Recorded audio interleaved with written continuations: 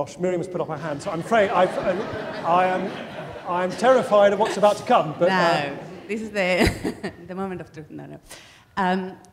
You have spoken, Nick, a lot about measures, which no doubt are all very good. But as you and others rightly said, there is an issue of attitudes there. And there are many, many dinosaurs, not here, out there, who still think that if a man takes care of his own children, he is somehow less of a man.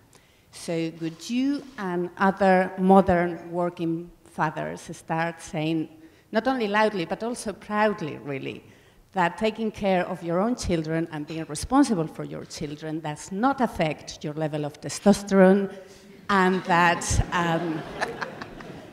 that those men who actually treat women as equals are the ones with most cojones?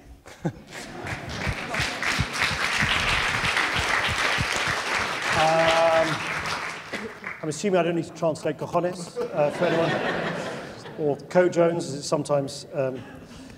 I, of course, agree with you. How would I do anything else?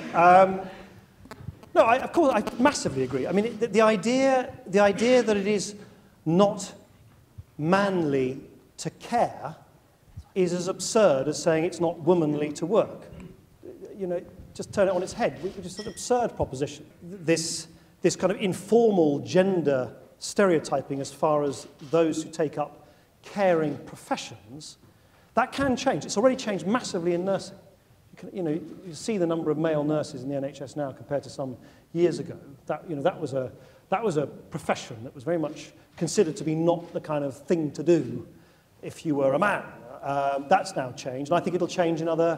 I personally, in fact, I know you and I have talked about it before, I think it would be a really good thing, for instance, if there were more men in early years settings and childcare settings and primary school settings, because I think it's important for little kids to have male as well as female role models in those early years. We've seen in our own children's education, suddenly, if you go to secondary school, suddenly our sons are being taught by men, which was like a big thing because suddenly they weren't before. All that needs to change. And the idea that doing that change is somehow inimical to what it means to be a man, I quite agree. I think that's absurd, and we should say so loudly and proudly. Right.